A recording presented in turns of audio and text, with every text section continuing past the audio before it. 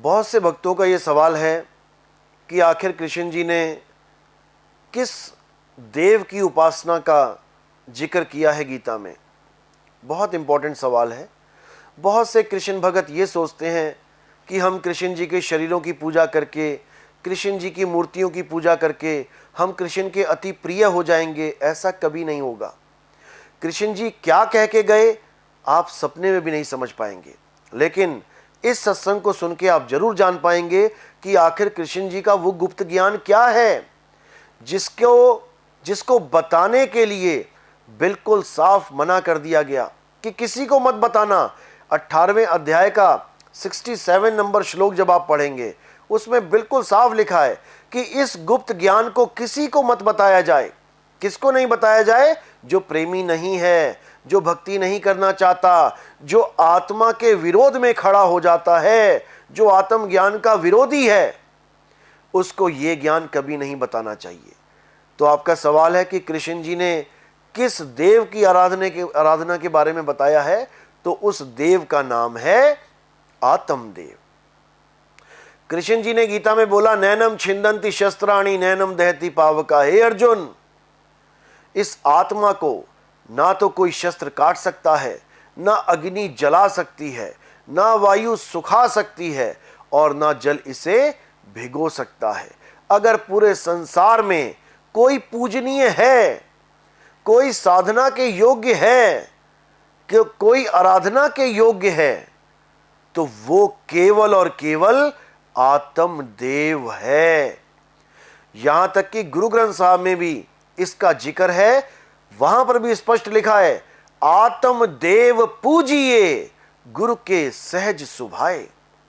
कि अगर किसी ने पूजा करनी ही है, अपने जन्म को सफल करना ही है, तो केवल और केवल आत्म देव की साधना करें।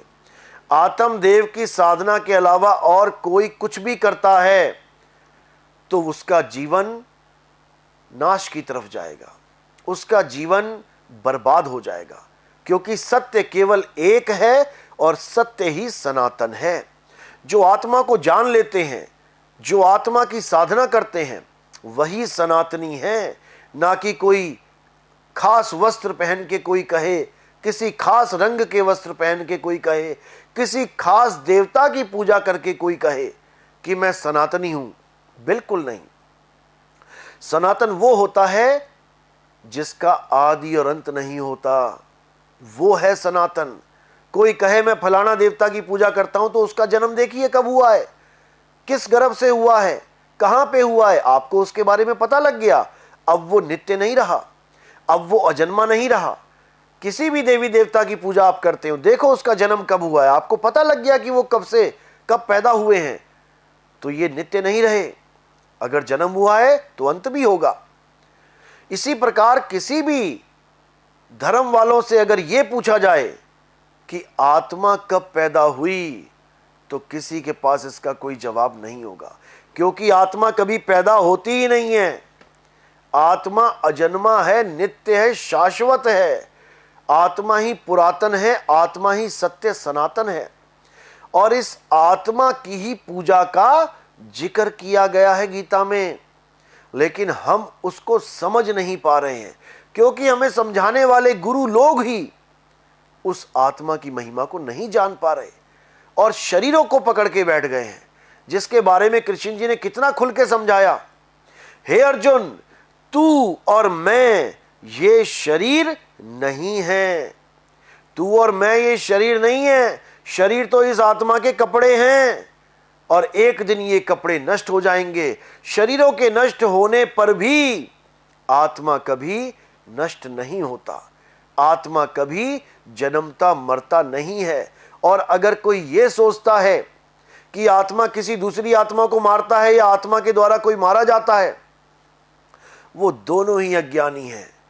साफ गीता में लिखा हुआ है, लेकिन कोई समझ ही नहीं पा रहा। अगर हम इस सिद्धांत पे चलते हैं तो राम जी ने कभी रावण को मारा ही नहीं, कृष्ण जी ने कभी कंस को मारा ही नहीं, नरसिंह अवतार ने कभी हिरण्याकश्यप को मारा ही नहीं। ये तो केवल उनके शरीरों का नाश हुआ है। ना तो रावण की आत्मा कभी मरी, ना कंस की और ना ही कभी हिरण्यकश्यप की आत्मा कभी मरी, जिसके लिए गीता में स्पष्ट बोला गया है। जब अर्जुन ने धनुष बाण छोड़ दिए और बोला कि मैं अपने दादाजी, मैं अपने चाचा जी, मैं अपने भाइयों का कत्ल कैसे करूं, तब वहां पर कृष्ण जी ने उसको बोला कि हे अर्जुन, ऐसा कोई समय नहीं था जब तू, मैं और ये राजा महाराजा नहीं थे, और ऐसा कोई समय नहीं आएगा जब तू, मैं और ये समस्त राजा महाराजा नहीं होंगे। तो जब ऐसा कोई समय आएगा ही नहीं, जब हम और ये राजा महाराजा और जितने राक्षस हैं, जो भी मरा है आज तक, जिसका हम गुणगान गाते हैं कि किसी ने किसी को मारा, अरे कोई मरा ही नहीं और ना ही वो कभी मरेगा, क्योंकि आत्मा नित्य है, अजन्मा है, शाश्वत है। हमारा ना तो कभी जन्म हुआ है और ना ही हमारी कभी मृत्यु होगी। जन्म केवल हमारे शरीरों का होता है मां के गर्भ में, हमारी आत्मा का कभी कोई जन्म नहीं होता। इसीलिए अध्याय 3 17वां श्लोक क्या बोलता है? हे अर्जुन, जो अपनी आत्मा में रमण करते हैं, जो अपनी आत्मा में संतुष्ट हैं, जो अपनी आत्मा में तृप्त हैं, उनके लिए कोई धार्मिक कर्म कर्तव्य लागू ही नहीं होता। उसको किसी मंदिर में जाने की जरूरत नहीं, उसको किसी शिवलिंग पे जल चढ़ाने की जरूरत नहीं, उसको किसी मस्जिद में जाने की जरूरत नहीं, उसको किसी गुरुद्वारे में जाने की जरूरत नहीं, उसको किसी गिरजाघर में जाने की जरूरत नहीं, क्योंकि जिस परमात्मा को पाने के लिए वो ये सब कार्य करना चाहता है, वो परमात्मा उसे उसकी आत्मा में ही मिल जाता है। इसी को गीता में स्थित प्रज्ञ बोला गया है, जो सुख और दुख में विचलित नहीं होता, जो अपनी आत्मा में संतुष्ट हो जाता है, जो अपनी आत्मा में स्थित हो जाता है। हे अर्जुन, वही स्थित प्रज्ञ है, और जो स्थित प्रज्ञ हो जाता वही मेरा सबसे प्रिय शिष्य है, प्रिय भगत है। मैं उसको और खुद को दो करके नहीं जानता, वो मेरा ही स्वरूप हो जाता है। बिल्कुल स्पष्ट बताया गया है, लेकिन अज्ञानी गुरु, अज्ञानी जीव इस भेद को नहीं समझ सकते। वो कृष्ण के शरीर को ही कृष्ण जी मान बैठे हैं, यही दुविधा है, जबकि कृष्ण जी का शरीर कृष्ण जी नहीं है। कृष्ण जी एक आत्म तत्व हैं जो कृष्ण जी के शरीर को, यानी अपने शरीर को चला रहे हैं। लेकिन ये गुप्त ज्ञान किसी के समझ में नहीं आ सकता। हम क्योंकि कृष्ण जी को एक आदमी मान बैठे हैं, जबकि आप देखिए विष्णु जी के बाकी अवतार, पहला अवतार मछली का, मत्स्य अवतार, लेकिन हमने कभी ना माना कि मछली विष्णु जी है। दूसरा अवतार कछुए का अवतार, हमने कभी ना माना कि विष्णु जी कछुआ है। तीसरा अवतार वराह अवतार, हमने कभी ना माना कि वराह ही विष्णु जी हैं। हमने हमेशा विष्णु जी को एक इंसानी रूप में जाना है, माना है, जबकि वो तरह तरह के रूप धर रहे हैं। हम उन रूपों में उनको नहीं मान रहे, लेकिन कमल पकड़ के जो शेषनाग की शैया पे बैठे हैं उसको हम विष्णु जी कह देते हैं, जबकि वो भी एक शरीर है। उस मछली, उस कछुए और उस वराह के शरीर की तरह ही ये भी एक शरीर है। शरीर विष्णु जी नहीं है, शरीर तो वो धारण करते हैं। उन्होंने तो स्त्री का भी शरीर धारण किया, जब राहु का गला काटा, जब भस्मासुर को मारा, तब वो स्त्री रूप में आए। लेकिन हमने एक बार भी नहीं सोचा कि विष्णु जी स्त्री हो सकते हैं। हमने विष्णु जी को पुरुष रूप में ही जाना, जबकि स्त्री और पुरुष दोनों शरीर हैं, कपड़े हैं। इसीलिए मानुष चोला बोला जाता है इसको, चोला यानी कपड़े। लेकिन हमें समझ में नहीं आ रहा है, क्योंकि हमें वो गुप्त भेद नहीं पता है, जो गुप्त भेद अर्जुन को समझाया जा रहा है। हे अर्जुन, तू और मैं अविनाशी आत्मा हैं, ये शरीर नहीं है। शरीर तो माया है, काया है। एक दिन ये शरीर किसी ना किसी अस्त्र शस्त्र के द्वारा मारी जाएगी, किसी ना किसी तत्व के द्वारा खत्म हो जाएगी। अग्नि तत्व इस शरीर को जला देगा, पानी तत्व इस शरीर को गला देगा। लेकिन हे अर्जुन, हम और तुम शरीर नहीं, आत्मा हैं। हमें अग्नि जला नहीं सकती, वायु सुखा नहीं सकती, जल भिगो नहीं सकता और कोई शस्त्र हमें काट नहीं सकता।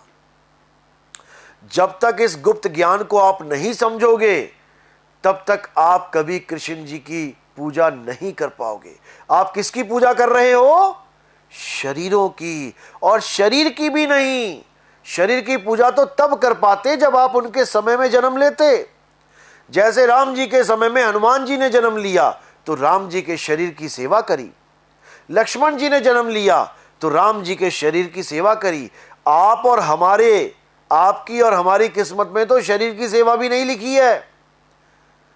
आप और हम तो केवल एक पत्थर को, एक शिला को राम और कृष्ण जी समझ बैठे हैं, जबकि राम और कृष्ण जी का वास शिला में नहीं है। राम और कृष्ण जी का वास हमारे हृदय रूपी आत्मा में है। जब हनुमान जी को पूछा गया कि अब तुम्हारे राम लीला करके जा रहे हैं, अब तुम उनको कहां ढूंढोगे, कैसे रहोगे उनके बिना, तो हनुमान जी ने यह नहीं बोला कि किसी मंदिर में जाऊंगा। हनुमान जी ने अपना सीना फाड़ के दिखा दिया और बोले, मेरे प्रभु राम मेरे हृदय में विराजमान हैं। मुझे इससे कोई फर्क नहीं पड़ता कि वो कहां जा रहे हैं, वो मुझ में स्थित हैं। इसी प्रकार गीता में कृष्ण जी ने बोला कि हे अर्जुन, मैं सर्व प्राणियों के हृदय में स्थित हूं, कोई मुझे अलग से कहीं ढूंढने ना जाए, मैं सब में विराजमान हूं। यही कबीर साहब ने बोला, घट घट मेरा साइया और सुनी सेज ना कोय, बलिहारी व घट की जिस घट परगट होए। बलिहार जाते हैं उस घट की जिस घट में कृष्ण जी के असली स्वरूप का वास है, जिस घट में राम जी के आत्म स्वरूप का वास है, जिस घट में कबीर साहिब, नानक साहिब, रविदास साहिब, इन लोगों के आत्म स्वरूप का वास है। बलिहार जाते हैं उस घट को। इसीलिए हमें केवल और केवल आत्मा की साधना करनी चाहिए। आत्मा ही वो देवों का देव महादेव है, जिसे कोई नाश नहीं कर सकता, जिसको कोई फना नहीं कर सकता। उसी की साधना का जिक्र गीता में किया गया है। और कबीर पंथ में भी कबीर साहिब भी यही बता रहे हैं कि जब लगना चीनोगे आत्म, तब लगना मिली है परमात्म। अरे आत्म चीन है, परमात्म चीन है, संत कहावे सोए, और यह भेद काया से न्यारा, बूझे बिरला कोई। यह भेद काया से न्यारा, शरीरों में नहीं उलझना है। ये शरीर असत्य है। हे अर्जुन, केवल आत्मा ही सत्य है।